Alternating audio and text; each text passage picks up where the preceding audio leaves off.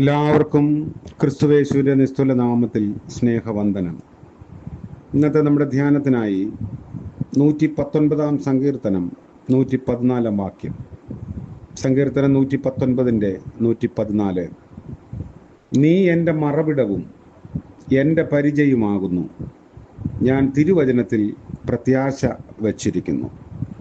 കർത്താവിൻ്റെ പരിശുദ്ധ നാമം വാഴ്ത്തപ്പെടട്ടെ. ദൈവ വചനത്തിൽ പ്രിയപ്പെടുകയും പ്രത്യാശ വയ്ക്കുകയും ചെയ്യുന്നവർക്ക് ദൈവം മറവിടമാകുന്നു എന്ന ശക്തമായ സന്ദേശമാണ് ഈ വേദഭാഗം. ഏതവസരത്തിനും വേണ്ടതായ വാഗ്ദത്തങ്ങൾ അവിടുത്തെ ആവനാഴിയിലുണ്ട്. നമ്മുടെ യഥാർത്ഥ അവസ്ഥ മനസ്സിലാക്കി തക്കതായ വാഗ്ദത്തം മുറുകെ പിടിച്ച് അവിടുത്തെ അടുക്കൽ മറവിനായി നമ്മൾ ചെല്ലുക മാത്രമേ വേണ്ടൂ. അബ്രഹാമിനെ ദൈവം മറച്ചു.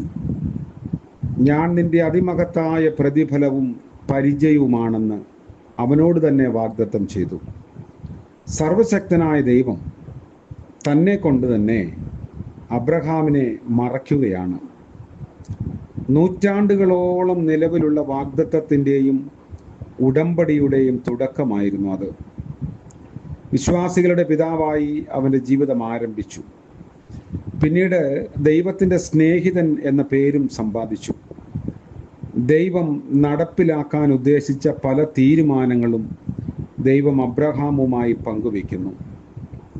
2000 വർഷങ്ങൾക്ക് ശേഷം കാൽവറിയിൽ തൻ്റെ പുത്രനെ യാഗമാക്കിയപ്പോൾ അവിടുന്ന് അനുഭവിച്ച തീവ്രമായ വേദനയുടെ ഒരു പങ്ക് മോറിയ മലയിൽ ഇസഹാക്കിനെ യാഗം കഴിക്കാൻ ഒരുങ്ങിയപ്പോൾ അബ്രഹാം അനുഭവിക്കാൻ ഇടയായി.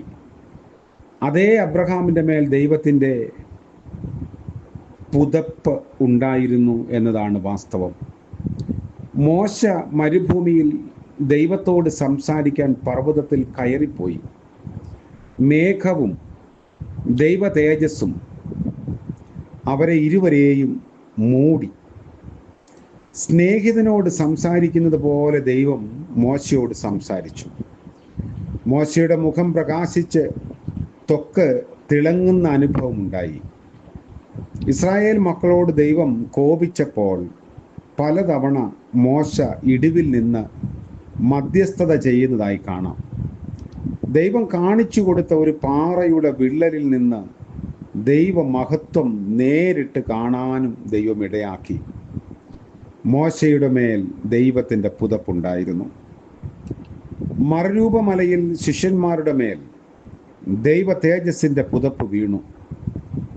ആ മഹത്വത്തിൽ ഇരുന്നപ്പോൾ അവിടെ തന്നെ എപ്പോഴും ആയിരുന്നാൽ മതിയെന്ന് അവർ കൊതിച്ചുപോയി.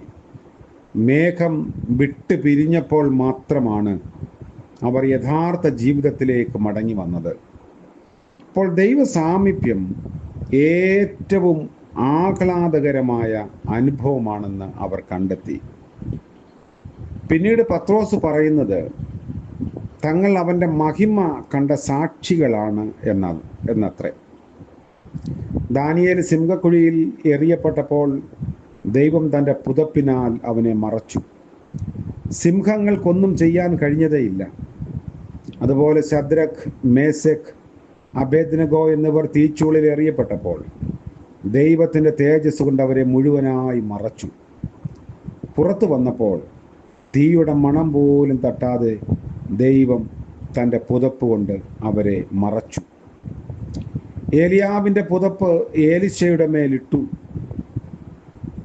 ഒന്നും പറഞ്ഞതായി കാണുന്നില്ല. എന്നാൽ തൻ്റെ മേൽ ദൈവവിളിയും ഏലിയാവിൻ്റെ ഇരട്ടി ശക്തിയുമുണ്ട് എന്ന് മനസ്സിലാക്കാൻ ഏലിശായ്ക്ക് അത് മതിയായതായിരുന്നു എന്ന് നമ്മൾ വായിക്കുന്നു. അപ്പോൾ ദൈവത്തിൻ്റെ വചനത്തിൽ പ്രിയപ്പെടുകയും ദൈവത്തെ മാനിക്കുകയും ചെയ്യുന്ന മനുഷ്യർക്ക് ദൈവം തൻ്റെ പുതപ്പ് കൊണ്ട് അവരെ മറയ്ക്കുന്നു, അല്ലെങ്കിൽ ദൈവം അങ്ങനെയുള്ളവർക്ക് മറവിടമാകുന്നു എന്നതാണ് ഈ നമ്മൾ കണ്ട വ്യക്തികളിലൂടെയും ദൈവവചനത്തിലൂടെയും വ്യക്തമാക്കപ്പെടുന്നത്. നമ്മുടെ ജീവിതത്തിലും ദൈവത്തോടും ദൈവവചനത്തോടും ഒരു വലിയ മുറുകപ്പറ്റൽ, ഒരു കമ്മിറ്റ്മെൻറ്റ് നമുക്കുണ്ടെങ്കിൽ ദൈവം നമ്മളെ മറച്ചുകൊള്ളും. ദൈവം നമ്മുടെ മറവിടമാകുന്നു. വാഗ്ദത്തങ്ങളിൽ നിന്ന് ഒട്ടും വ്യതിചലിക്കാത്ത കർത്താവ് തൻ്റെ സാന്നിധ്യത്തിൻ്റെ പുതപ്പ് കൊണ്ട് നമ്മളെ മറയ്ക്കാൻ ശക്തനാണ്. ആ ദൈവസന്നിധിയിൽ ഇന്നത്തെ പ്രഭാതത്തിൽ നമ്മെ തന്നെ താഴ്ത്തി ഏൽപ്പിക്കാം, പ്രാർത്ഥിക്കാം. ഞങ്ങളുടെ വാഴ്ത്തപ്പെട്ട കർത്താവേ, സ്വർഗീയ പിതാവേ, മനോഹരമായ പുതിയ ദിനത്തിനായി സ്തോത്രം. ഇന്നത്തെ പ്രഭാതം മുതൽ പ്രദോഷം വരെയും അങ്ങയുടെ സാന്നിധ്യത്തിൻ്റെ പുതപ്പ് കൊണ്ട് ഞങ്ങളെ മറച്ചുകൊള്ളണമേ. ചെറുതും വലുതുമായ സകല ആവശ്യങ്ങളും ദൈവം മുൻപാകെ സമർപ്പിക്കുന്നു. വലിയവനായ ദൈവത്തിൻ്റെ മഹത്വം കണ്ട് ജീവിപ്പാൻ ഞങ്ങളെ സഹായിക്കണമെന്ന് പ്രാർത്ഥിക്കുന്നു. കർത്താവേ, ഇന്ന് ജന്മദിനം ആഘോഷിക്കുന്ന പ്രിയപ്പെട്ടവരെയും വിവാഹവാർഷികം ആഘോഷിക്കുന്നവരെയും ഓർത്ത് പ്രത്യേകമായി പ്രാർത്ഥിക്കുന്നു. ദൈവം തമ്പുരാൻ്റെ അളവറ്റ കരുതലും നിറസാന്നിധ്യവും പുതിയ വർഷത്തിൽ അവർക്ക് പ്രചോദനവും പ്രകാശവുമായിരിക്കണമേ. യേശു മശീഹ മൂലം പ്രാർത്ഥിക്കുന്നു. കൃപയോടെ കേൾക്കുമാറാകണമേ. ആമേൻ. ത്രിയേക ദൈവത്തിൻ്റെ സർവ്വസാന്നിധ്യം നാം ഏവരോടും കൂടെ ഇന്നും എന്നേക്കും ഉണ്ടായിരിക്കുമാറാകട്ടെ. ആമേൻ.